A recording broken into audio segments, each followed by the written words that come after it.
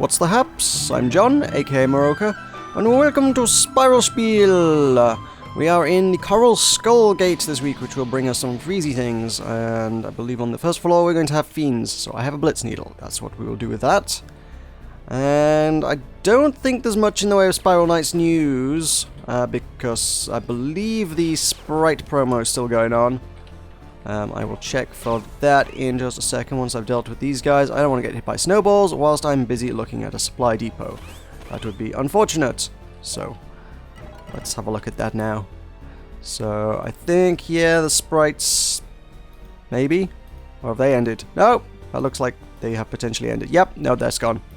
Oh god, no more sprites. If you want sprites, you missed your chance. Which actually, that means there is literally no promo going on, mates. Color me surprised. That's kind of unusual for this game. Normally there is something of some sort. Normally they would like you to part with your money for their profit and continued operation. At least to a certain extent. And they're not doing that. So yeah, very little to report. But given that that state of affairs has occurred, I would be very, very surprised to learn that there wouldn't be a promo today. I think buckle your pants, promos incoming, is my theory. My personal theory. I feel like it's a pretty solid one. So yeah, with that, let's move on to some questions. What is what we do around here? That did not... Let's just try hitting it once. That might work. Oop, there we go. Yeah, let's do some questions, because that's what we do around here. You guys sent me loads the other week, so we've got plenty to get through, and you actually got plenty last week as well. It's amazing what a little bribery will do for you, isn't it? So let's... a lot of the stuff seems to be kind of follow-up stuff, and as I say, it all seems to be intertwined, interwoven. You guys all seem to be drawing inspiration from the same places, which is probably the topics I've already covered, so that's reasonable, that's cool. It makes for an interesting series where everything is interconnected and interesting, and ouch, god damn, they have some range. Damn things. So, what we got? Let's follow up with Eserdig. I don't know how you pronounce that name, sorry. You mentioned the world's population beep itself up by not thinking ahead. Once again, I'm going to go with the Wall-E reference. Do you see the need for humans to leave the world due to overpollution? I see in Wall-E. If that's the case, do you think humans would return when robots have cleaned it up? I think we would need to leave Earth. I don't necessarily think it's the overpollution thing. I've kind of dealt with reasons to leave this planet in the past, and I'm not convinced overpollution would be one of them. I think we've got bigger problems before overpollution becomes a problem. More the fact that we're sort of running out of resources. That's kind of a pretty big deal. And yeah, let's hit that. That works.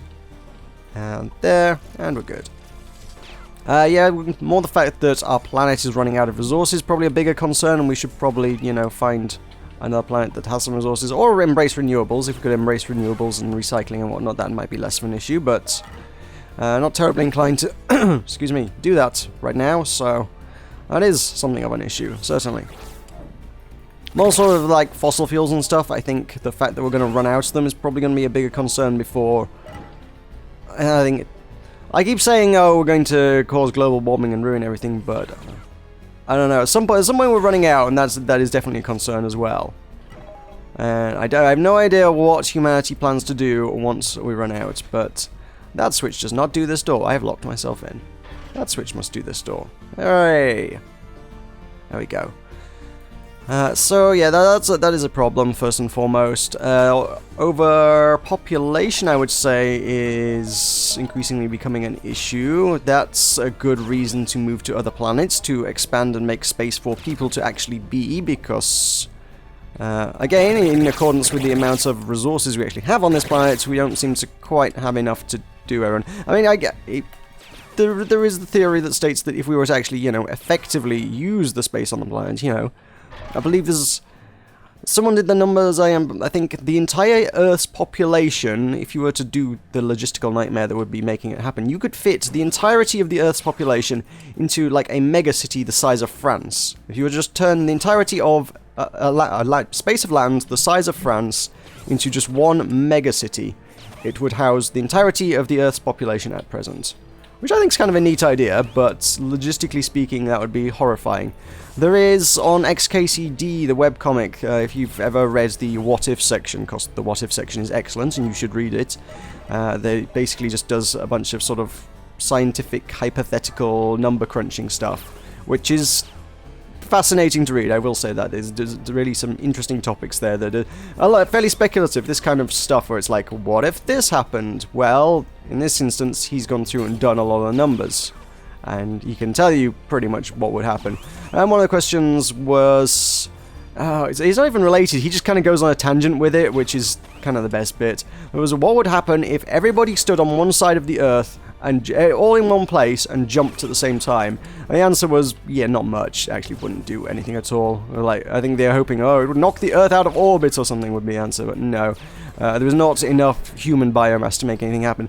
But more interestingly, yeah, the question just said, what would happen? So Randall's response was kind of taking it to its logical extremes, which was like, hey, now we brought the entirety of the Earth's population to one place. Everybody needs to get home now. What would happen is that civilization would grind to a halt because of the logistical nightmare that it would be of transporting 7 billion people to wherever the heck they came from on this planet. Which would be difficult at best. Difficult is probably the best way to describe it, and damn near impossible would probably be the appropriate way to describe it. It wouldn't be easy. Is there any way to get there? I don't think there is there? Maybe I could hit there and get out of here. Yes, I just want to I want to do a hasty retreat before I get surrounded by Devilites. I'm still gonna get hit by ow, no. Go away. Go away. I'm just gonna kite a bunch of them back down here, I guess. So yeah, I don't know how you... I imagine the problem would be equally... I think the problem would be equally difficult in reverse, so I don't know how you would get 7 billion people into one place in the first instance. The hypothetical scenario explored in What If was mostly just, hey, magic happened and everybody just teleported to the same place at once. They didn't explore the issue of how to get the people there in the first place, it's just assumed that it's done. They then explored how to deal with getting out of that scenario. In this instance, this is kind of a reverse. You're asking sort of how... Oh, actually, you didn't ask this at all. I'm just exploring this. Yeah, it's how to get everybody into that place, which is probably much of a very similar challenge, I would have said. So, yeah, I like that idea. There's enough space that you could sort of, with all the world's population in one city, you could then set up like... I think there's enough solar energy within the Sahara to power the entire human race or something, isn't there? I think that's true as well. So if you could just set up massive solar farms across the entire Sahara Desert, and then channel that power to a city... I would like to think somewhere a little bit more temperate than, you know, the tropics and desertal regions of the Earth. I'm not sure I would want a megacity there. I don't think I could handle that. So find a nice temperate climate to put the megacity in, and have a large space the size of the Sahara Desert, probably the Sahara Desert, generating our energy, and then a lot of the rest of the Earth could be used for growing crops and whatnot. This assumes an astonishing degree of coordination and efficiency and cooperation between all the peoples on the Earth, which is why none of this is going to happen. It's totally doable, probably. Well, okay, the logistics are difficult, but, you know, in terms of actual resources and space and whatnot, it's doable. But that's not going to happen, so... Because we can't cooperate, the only way forward, I guess, would be to go to places where there is space to put people and space to extract more resources from more places and grow more crops and whatnot, you know. Cater to everybody. So... yeah, I don't think overpollution is necessarily an immediate issue, unless you're talking sort of in the sense of global warming, in which case, yeah, I mean, just taking it from the literal Wall-E sense, that was just showing mountains of garbage and things, and it's like, yeah, we're not producing and consuming at such a rate that we're eventually going to turn the entire planet into a ball of garbage at any point within the next few centuries. I know those, like, we do have some very silly landfills in places and whatnot, but overall. I don't think we're going to have quite a Wall-E entire Earth is garbage kind of scenario going on. What the heck are we fighting here?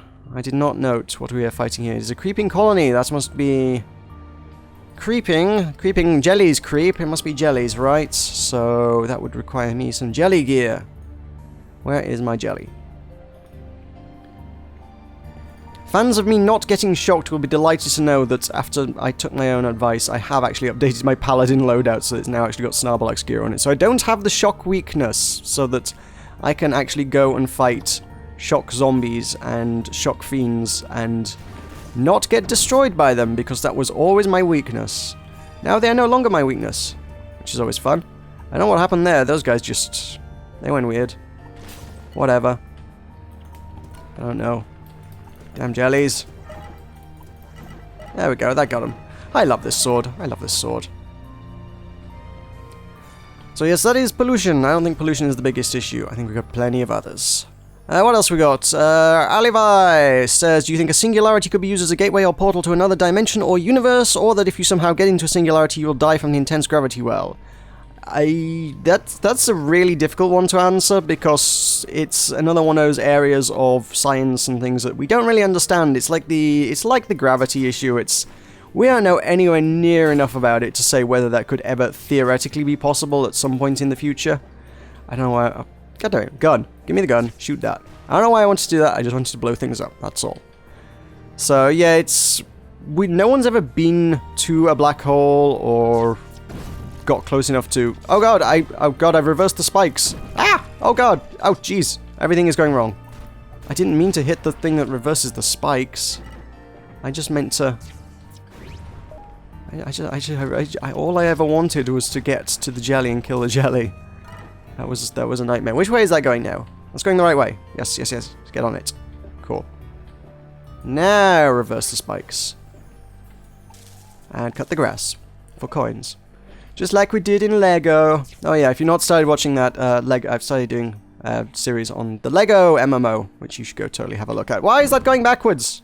Because I already reversed it once. I reversed it twice. I'm absent-mindedly reversing it too many times. Yeesh. I am not good at this. Yes. More MMO stuff. Go watch Lego. Lego is fun. Although, let's back on the topic at hand. Black holes and singularities and whatnot. Yeah, that's Interstellar is what that is. It's like, oh, we think we could use this for something useful, but we've never been up close enough to do any research with it, and if you went up close enough to it, you would probably die. Interstellar sort of was just like, oh, he went inside it, and it was a magical pocket dimension where he learned all about dimensional travel and stuff, and it was mankind's savior, and that's science fiction through and through, to be honest. That was one of the more soft science fiction parts of that movie, definitely. It was just like, just making stuff up, because we've got no idea, that's the thing. Currently, were you to go near a black hole, would you die? I would say probably yes.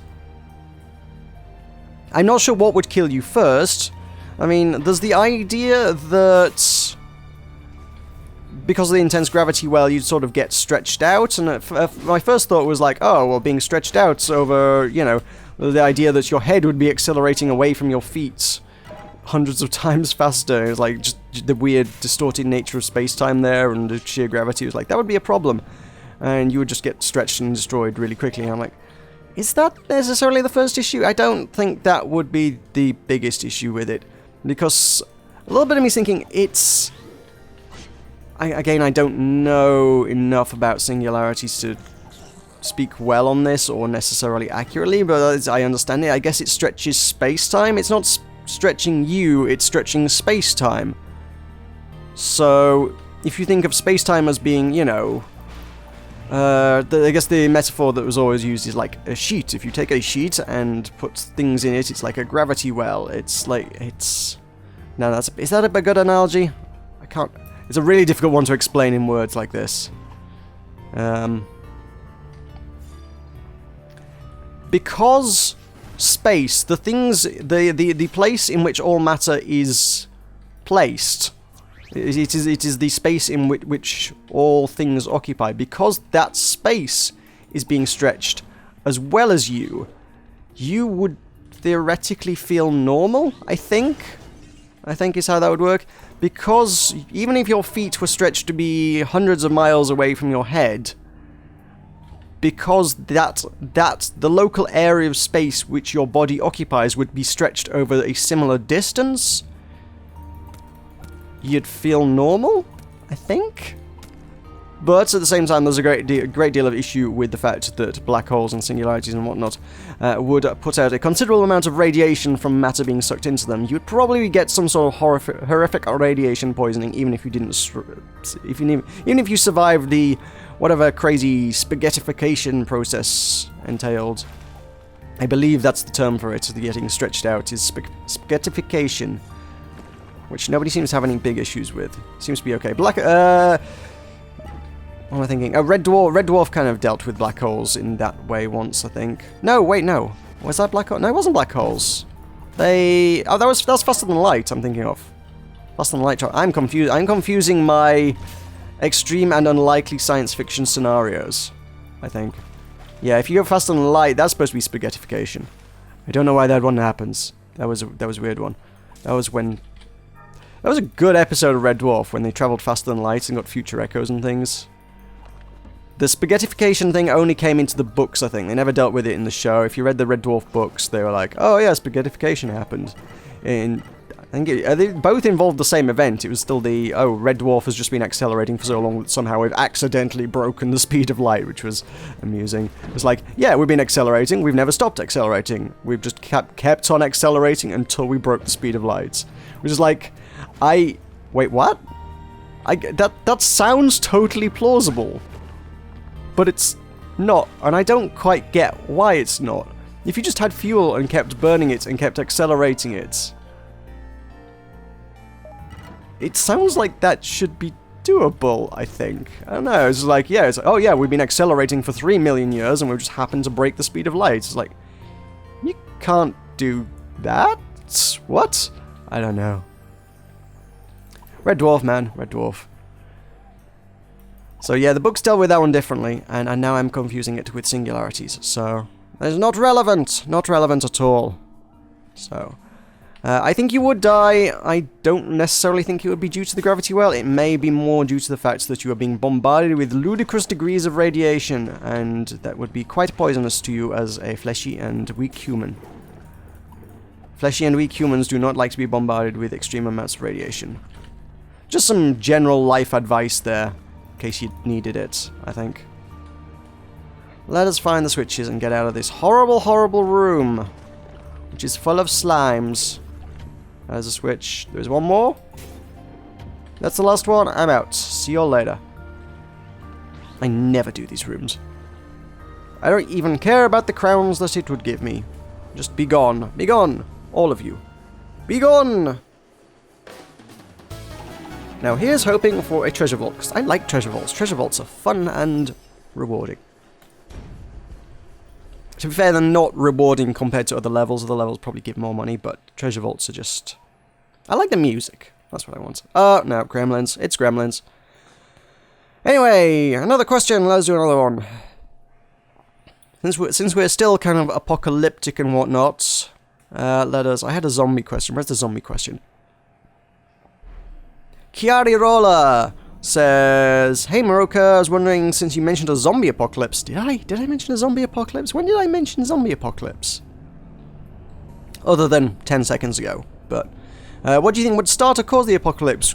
Would you think it's curable? Where would you think would be the best place to live? Would you go there? Do you think the virus would be able to leave the country it started in? Sorry for my horrible English, it's not your first language. No, your English was excellent, and congratulations for your milestones. Every older milestone, every milestone yet to come. Thank you very much for that. Let me get some gremlin gear on. Zombies! What would cause it? I don't know. I think the most plausible stuff I've seen is sort of the ideas that it could come from a... What am I doing? Gremlins. Deconstructor, yep. The most plausible zombie scenario I've seen is kind of like a modified kind of rabies virus kind of thing. I think seems to be the most likely kind of thing I've seen.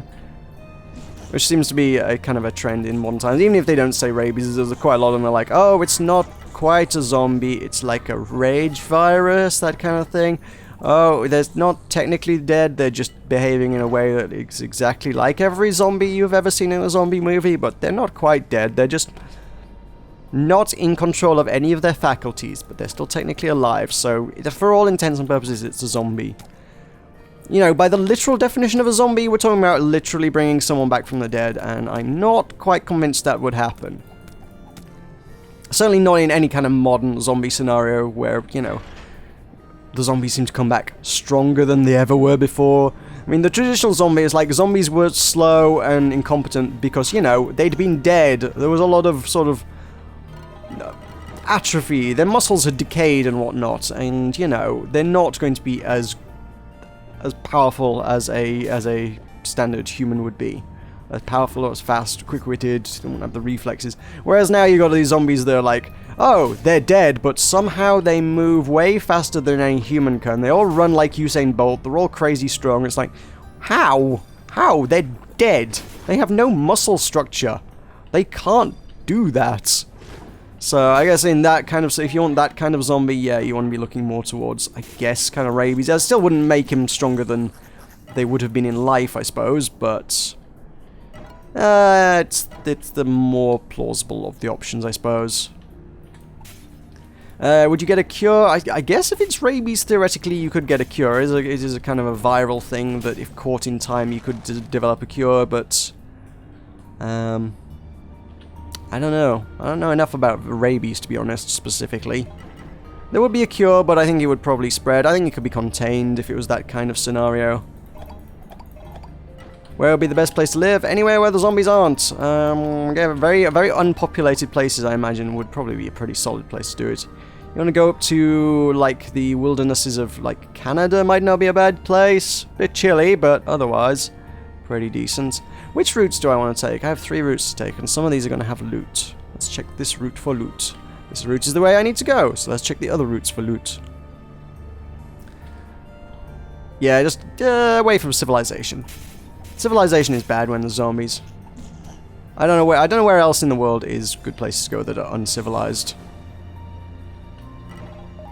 A lot of Iceland is unpopulated. Go to Iceland, and then they have thermal springs, and it's supposed to be quite a nice place. I've heard good things about Iceland. We go live in Iceland, just not Reykjavik, because that's where all the people are. If Pandemic 2 is anything to be believed, I would say go to Madagascar. Madagascar's probably a good option. Unless the virus starts in Madagascar, then the problem will be contained very easily, because, yeah.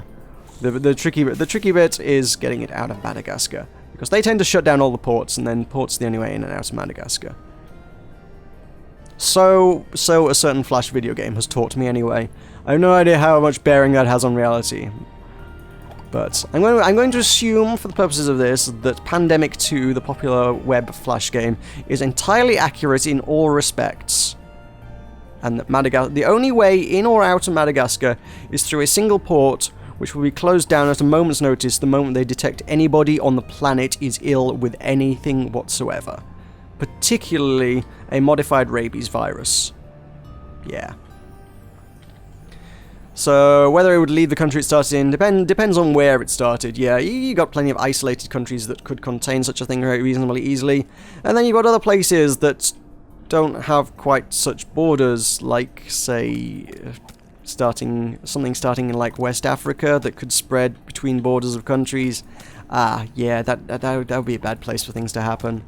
Actually, to be fair, a lot of areas of Africa are a bad place for things like that to happen anyway, just because they don't have, like, the health facilities, which is why we see Doctors Without Borders needing so many resources and people being sent out to deal with the Ebola crisis and whatnot. You never hear that on the news. I presume that must still be going on, but the news seems to have gotten bored of reporting on that one. I know you never hear about that anymore, but I kind of feel like the fact that I haven't heard of it makes me wonder, is it still going on, or I can't imagine it would blow over quite so quickly. But at the same time, no one ever goes, oh, and there's been so many new cases found, and this is happening, and more doctors have been sent out. That just doesn't seem to happen anymore. Everyone's just like, yeah, Ebola. Yeah, we all know about Ebola. We don't need to report on Ebola anymore. There's more important things to talk about. Well, that's debatable, but that seems to be the news' angle anyway. I guess new and interesting news sells. Telling people the same news for like a year probably does not sell as many adverts. So, yeah. Africa would be a bad place just because it could spread easily, I would have thought. Except for Madagascar. Madagascar would be a good place for it to start because it would be contained. That was a failure. Now I need another one. Or I could just throw a vial. Let's throw a vial. Whee! There we go. What else we got? I'm getting through some questions today. Getting through a few. Admittedly, I might just have time for one more. Let's have one more. It's going to be another 3-floor mission, I think. I'm going to have a 3-floor mission with four questions. Let's do that. And we can call that at the end of this. Unless the gate is... Oh, hang on. No, the gate is here. Oh, no, we're at the end. Never mind. Okay, 4 floors. Let's do 4 floors and do 4 questions. That works. We've got 5 minutes yet. Let us see what questions are available to us. Let's advance first. Chucky Block Xenon says, people say things are impossible, and then people have made the impossible possible. Things like going to the moon. If you could choose one impossible thing and make it possible, what would it be and why? Congratulations on 2,000 subscribers. Thank you very much for that. The moon thing is a weird one. I guess people probably would have said it was impossible, but to me, I don't know, it feels like one of the things like, it would be very difficult. It's not impossible, but I guess once upon a time it would have very much seemed impossible. I think there are a lot of things that are, to the best of our understanding, literally impossible, but again, maybe that could just be a lack of knowledge on things. Was that a creeping colony? Why am I bringing up my options menu? I would like to bring up the gates map. That was a creeping colony, which means I need my jelly gear. Give me my jelly gear. Where my jelly gear at? Jellies, Jellybane. Quick loadout. And we are good. Let's go. Onwards to slaying jellies. The moon thing, yeah, I don't know. That's a weird one to look back in retrospect and just go, yeah, that was... Why would anyone say that was impossible? It's very difficult, but it's not impossible. Well, go back a couple 100 years, people would have probably said that was impossible, I imagine. It would mean very much impossible, but that's because they wouldn't have known the technologies that we know, so... It's an interesting one to look at and say, what innovations and revolutions are we likely to have in technology that would make things viable within the next... Hey, I know how to do one of these rooms. I did one of these before. What is likely to occur that would make things possible that weren't before? And... I know, I would like to... if I have to pick a technology that is impossible to make possible, I would say probably time travel, because, you know, that's something that genuinely seems pretty up there on the impossible scale of things. So if something is totally impossible, time travel, I think, is a good candidate for that kind of thing. There is no way, shape, or form, as far as we understand it, that is paradoxical and violating the laws of nature. One should not be able to travel through time. So, yeah. That is my choice. Why would I do it? Because time travel, duh. Time travel is its own reward. You could imagine what you could do with time travel, although that's one of the... Again, this has been thoroughly explored in various works, but obviously a great deal of responsibility comes with such things. Unless it's the Back to the Future scenario, in which case you kind of got branching timelines, and then the branching timelines would make paradox impossible. Wait, hang on. Am I picking plot holes in Back to the Future here, or was Back to the Future concerned about paradox, but at the same time talked about branching timelines? Because they never really quite addressed what would happen if you met yourself. I mean, the Doc did meet himself at one stage, which was an amusing scene. I always liked that scene. But at the same time, I'm not sure. Do I have a gun? I have a gun! Good. Gun is useful. Gun will take care of the puppies. The slush puppies. They're slush puppies! Isn't that a... Can I call that a slush puppy? Is that not like a trademark? Surely slush puppy is a trademark. Well, as long as they don't know about it, I guess it's all okay. That's how trademark works, right? Yeah, let's go with that. There's a switch down there. Run across, and gremlins to fight. This was supposed to be a slime level. Why gremlins? Oh, it's a creeping colony, isn't it? So it's a compound. So there are 2 types of enemies. That's okay. Do you want to get off the spikes? There we go. Oh no, I missed the switch. There we go. Switch done. That's happy. Well, that is a pill. You should take that pill. Yeah. Oh, hi. Where did you guys come from? So what else would be impossible? Fast and light travel would be a good impossible thing. We should say that was impossible, but hey, if we could do that, that would get us to other planets and colonies and civilizations and outside our own solar system at the very least. I don't know where it would take us from there, but it would be quite the advancement. So either time travel or faster than light technology, or they could be one and the same. Maybe traveling faster than light sends you back in time. That could be a thing. You never know. That has also been speculated. I mean, because the way time works is that the faster you get, the closer you get to the speed of light, the more time slows down. So let me out of here! Come on! Oh, I had a pill. I could have pilled out of that one, I suppose. So if you go beyond the speed of light, does time reverse? Maybe, hypothetically, possible. Seems like it could be. It seems reasonable to imagine that that could be the case. So yeah, time travel. Just don't go back and assassinate Hitler, because if you go back and assassinate Hitler, you'll probably...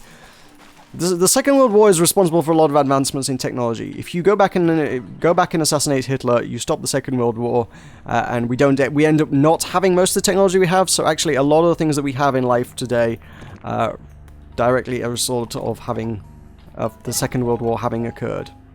We would not have gone to the moon, and we would probably not have computers at all if we had not had the Second World War.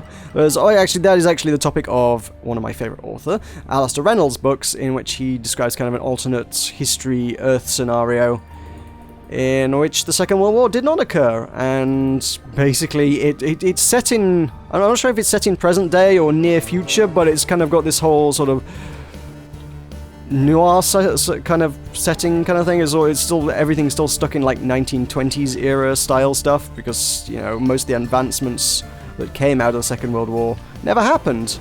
So Earth's just still not advanced technologically, which is kind of an interesting way to approach things. It's like a lot of the major historical events have played out. There are elements that suggest that it is still modern day. It's like, oh, this happened, and you're like, oh, that's like happened in like the 90s or whatever.